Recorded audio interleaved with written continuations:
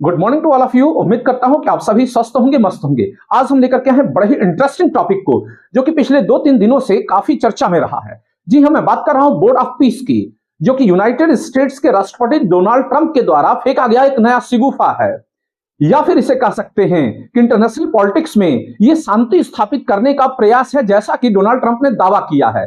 इससे भी बड़ा रोचक बात तो यह है, इंटरेस्टिंग फैक्ट यह है कि इसमें कई देशों को उन्होंने आमंत्रित किया है और 21 तारीख को पाकिस्तान ने उनके आमंत्रण को स्वीकार कर लिया। यानी कि अब इंटरनेशनल पीस को स्थापित करने में पाकिस्तान बड़ी भूमिका निभाएगा, बोर्ड ऑफ पीस में शामिल होकर के। है ना एक हास्यास्पद स्थिति? तो आइए हम इस पूरे बोर्ड ऑफ पीस को विस्तार से समझते हैं। सबसे बड़ी चीज क्या है कि जो बोर्ड ऑफ पीस है, यूनाइटेड स्टेट्स के राष्ट्रपति डोनाल्ड ट्रंप के द्वारा प्रस्तावित एक अंतर सरकारी निकाय है, यानी इंटर गवर्नमेंटल ऑर्गेनाइजेशन है या यूनिट है। नेक्स्ट, अब इसके बाद अगर हम बात करते हैं तो इसका ऑब्जेक्टिव क्या है, तो जब हम इसके ऑब्जेक्टिव की बात करते हैं तो इनका मानना है डोनाल्ड ट्रंप का कि यह गाजा में पहले शांति की स्थापना करेगा, और अगर गाजा में शांति की स्थापना हो गई, पीस एस्टेब्लिश हो गया, तो उसके बाद यह बोर्ड ऑफ पीस अंतरराष्ट्रीय स्तर पे जितने भी द्वंद्व हैं विश्व में, जहां जहां युद्ध की स्थिति बनी हुई है या फिर ह्यूमैनिटेरियन चैलेंजेस हैं, उन सभी चैलेंजेस को दूर करने का प्रयास करेगा। कुल मिलाकर लग रहा है कि डोनाल्ड ट्रंप नोबेल पुरस्कार लेकर के ही मानेंगे उनकी इस पॉलिसी से। तो यह गाजा के स्थायी समाधान के लिए फिलहाल बना है, लेकिन भविष्य में यह बड़े अंतरराष्ट्रीय विवादों को सॉल्व करने का प्रयास करेगा इंटरनेशनल। अगली चीज, इसका फ्यूचर रोल। तो फ्यूचर रोल क्या होगा कि यह दुनिया के संघर्षों को समाधान करेगा। नाउ अब क्वेश्चन मार्क यह है कि इसकी लेजिटिमेसी क्या है या वैधता क्या है। जाहिर सी बात है, क्या कोई भी राष्ट्रपति किसी भी देश का इस प्रकार के संगठन बना सकता है, इस प्रकार के निकाय बना सकता है और वह दावा कर सकता है इंटरनेशनल पीस को एस्टेब्लिश करने का? तो अगर इसकी बात करें तो स्वयं डोनाल्ड ट्रंप कह रहे हैं कि यह वास्तव में यूएन चार्टर के अकॉर्डिंग है। कैसे है? जैसे अगर देखा जाए तो गाजा में शांति की स्थापना के लिए 2803 एक प्रस्ताव पारित किया गया था 14 नवंबर 2025 को, यानी हाल ही में, और उसमें कहा गया था कि गाजा में शांति स्थापना के लिए सभी देश मिलकर प्रयास करें, खासकर यूएन सिक्योरिटी काउंसिल। तो डोनाल्ड ट्रंप का दावा है या क्लेम है कि यह जो बोर्ड ऑफ पीस बन रहा है, यह उसी उद्देश्य को, ऑब्जेक्टिव को फुलफिल करने के लिए बन रहा है। बातें समझ आ रही हैं? इनके अनुसार यह यूएन चार्टर के अकॉर्डिंग है। बहुत ही इंपॉर्टेंट है यह स्थिति। अब हम देखते हैं इसमें पाकिस्तान का रोल क्या है और इस संगठन में कौन कौन से लोग शामिल हैं। तो सबसे पहले जब हम पाकिस्तान के रोल की बात कर रहे हैं, तो जैसे ही डोनाल्ड ट्रंप 2026 आ रहा है, कई देशों को इस बोर्ड में शामिल करने की कोशिश की है, और 21, 22 और 23 तारीख यानी कल तक आते आते कई देशों ने इनके प्रस्ताव या प्रपोजल को स्वीकार भी कर लिया, जिसमें कि 8 बड़े मुस्लिम देश शामिल हैं। और ये सभी मुस्लिम देश दावा कर रहे हैं कि इंटरनेशनल पॉलिटिक्स में वे पीस की स्थापना करेंगे। तो सबसे पहला महत्वपूर्ण देश कौन सा है? पाकिस्तान है। पाकिस्तान की मेंबरशिप मिलने के बाद से इसने ऑफिशियली घोषणा की मिनिस्ट्री ऑफ फॉरेन अफेयर्स ने। उन्होंने कहा 21 जनवरी को कि मैं डोनाल्ड ट्रंप के इस प्रपोजल को स्वीकार कर रहा हूं।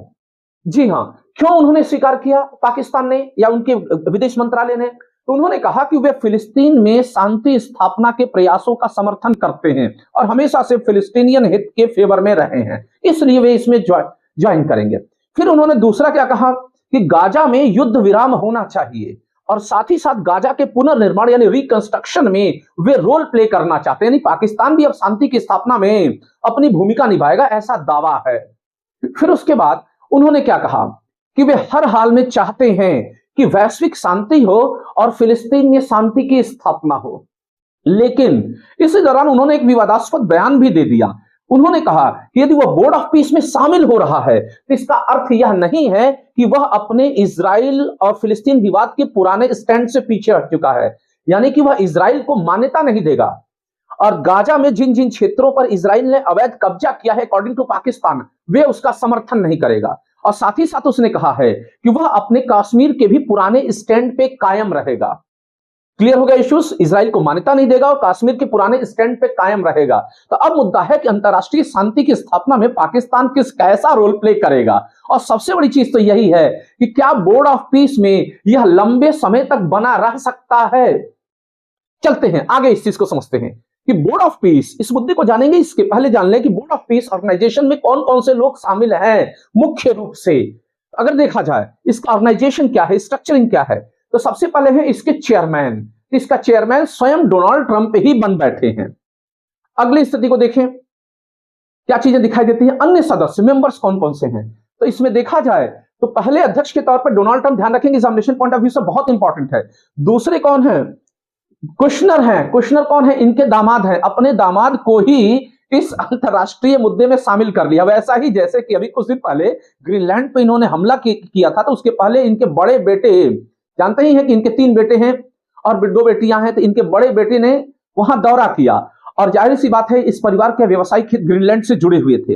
अब इस नए विवाद में इनके दामाद की एंट्री हो गई, यह स्वयं अपने आप में हास्यास्पद है ना। ध्यान रखेंगे तो इसमें एग्जीक्यूटिव बोर्ड में शामिल है इनके दामाद डेविड कुशनर। इसके अलावा शामिल है ब्रिटिश पूर्व प्रधानमंत्री टोनी ब्लेयर, ध्यान रखेंगे बहुत ही इंपॉर्टेंट है, ब्रिटिश पूर्व प्रधानमंत्री टोनी ब्लेयर शामिल हैं। इसके अलावा अगर देखा जाए तो अमेरिका के विदेश मंत्री भी शामिल हैं। नाउ नेक्स्ट, और कौन सी स्थिति क्या है इसकी, इसके अलावा कहा गया है कि इस बोर्ड में 2 लोकल कोऑर्डिनेटिंग कमिटीज भी बनेगी, जहां पे स्थानीय लोगों को शामिल किया जाएगा, लोकल लोगों को शामिल किया जाएगा, एग्जीक्यूटिव बोर्ड जो लोकल लेवल पे होगा। तो इसके 2 पार्ट्स हैं, आप देख सकते हैं कौन कौन से ये 2 पार्ट्स हैं ना। अब हम फिर से पाकिस्तान की तरफ लौटते हैं और इसकी इनिशियल मेंबरशिप की कंडीशंस को समझते हैं। तो अगर देखा जाए तो इसकी इनिशियल मेंबरशिप बिल्कुल फ्री ऑफ कॉस्ट है, यानी कि कोई भी देश अंतरराष्ट्रीय शांति की स्थापना के लिए इस बोर्ड में शामिल हो सकता है, और जो इनिशियल मेंबरशिप होगी वह 3 इयर्स की होगी, ध्यान रखेंगे, जो कि फ्री ऑफ कॉस्ट है। फ्री ऑफ कॉस्ट कहने का क्या अर्थ है, यानी कि 3 साल तक कोई भी देश इसका मेंबर हो सकता है फ्री में, किंतु 3 वर्ष के बाद अगर बोर्ड ऑफ पीस में बने रहना है तो ऐसी स्थिति में $1 अरब का प्रतिवर्ष योगदान करना होगा। जी हां, यही चीज पाकिस्तान के सामने कठिनाई या मुश्किल खड़ी कर रही है। क्या पाकिस्तान हर वर्ष $1 अरब खर्चा कर सकता है बोर्ड ऑफ पीस में बने रहने के लिए, तो वह उसकी आय पर कितना बर्डन डालेगा। फिलहाल अगर देखा जाए तो यूनाइटेड अरब अमीरात से वह खुद $2.5 अरब के कर्जे के भुगतान कर पाने में लगभग असमर्थ दिखाई देता है। तो यह स्थिति उसके लिए कितनी दयनीय होगी और कितने दिनों तक बना रहेगा, और दावा कर रहा है कि वह अंतरराष्ट्रीय शांति या इंटरनेशनल पीस में बड़ी भूमिका या रोल प्ले करेगा। नाउ नेक्स्ट, अगले अगर हम स्थिति को देखें तो और कौन कौन से देश इसमें शामिल हैं, अगर देखते हैं तो 8 इस्लामिक देशों ने 21, 22 और 23 के बीच में शामिल होने का प्रयास किया है, जिसमें से जो वर्तमान शामिल इस्लामिक देश हैं वे हैं सऊदी अरेबिया, दूसरा है तुर्की, तीसरा है इजिप्ट, चौथा है यूनाइटेड अरब अमीरात।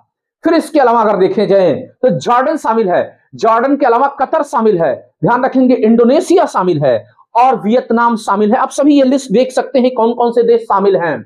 इसके अलावा गैर इस्लामिक मुल्क भी इसमें शामिल है, जिसमें इजराइल नंबर 1 पे है, ध्यान रखेंगे इजराइल नंबर 1 पे है, कोरिया है, वियतनाम है। आप ये लिस्ट देख सकते हैं डिटेल में कौन कौन से देश हैं ना। फिलहाल ये तो स्थिति होगी इस संगठन में शामिल होने वाले देशों की, और पिछले 1-2 दिनों से भारत से भी संपर्क करने का प्रयास किया गया, ऐसा माना जाता है कुछ पत्रकारों के द्वारा, लेकिन भारत ने बोर्ड ऑफ पीस में शामिल होने से ना तो इनकार ही किया है और ना ही उसमें जाने का कोई निर्णय ही लिया है। इसके पीछे इंडिया की अपनी जियोपॉलिटिक्स है। जैसा कि मैंने अभी बताया था कुछ देर पहले कि 2803 के तहत यह यूएन चार्टर का समर्थन करता है यह बोर्ड ऑफ पीस, लेकिन उसमें हुआ क्या था, नवंबर महीने में जो 14 नवंबर को डिसाइड हुआ था गाजा मामले को सॉल्व करने के लिए, वह 13-0 से पास हुआ था बिल। यानी कि अगर देखा जाए कोई भी विवाद जो कि यूनाइटेड नेशन सिक्योरिटी काउंसिल में चला जाता है तो वहां पर उसे 15 देश यूएनएससी के मिलकर के निर्णय लेते हैं, जिसमें कि 5 परमानेंट मेंबर्स का किसी मामले के समाधान या सॉल्यूशन के लिए एक साथ समर्थन देना जरूरी है। लेकिन रसिया ने उसमें भाग नहीं लिया, और जब रसिया ने भाग नहीं लिया किंतु चीन भाग लिया था, वह चाहता था कि किसी तरीके से फिलिस्तीन इजराइल विवाद का समाधान हो, लेकिन उसने वोटिंग नहीं किया। कुल मिलाकर के 13-0 से यह प्रपोजल पास हो पाया था, जैसा कि आपने पीछे देखा। यानी कि रसिया और चाइना की अगर स्टैंड को देखें तो वह किसी भी रूप में इस बोर्ड ऑफ पीस को एक्सेप्ट नहीं करना चाह रहे हैं। क्लियर हो गया इश्यूज। तो ऐसे में भारत के सामने कई सारी जियोपॉलिटिकल चैलेंजेस हैं कि एक तरफ इसे रसिया और चीन को भी साधना है और दूसरी तरफ अमेरिका और इजराइल को भी। जैसा कि हमारी भी शुरू से ही फॉरेन पॉलिसी रही है, या तो गुटनिरपेक्ष रहे, नैम के मामले पे चलें, या फिर दोनों ही देशों के बीच, रशिया और अमेरिका के बीच डीहाइफनेशन पॉलिसी को हम फॉलो करें।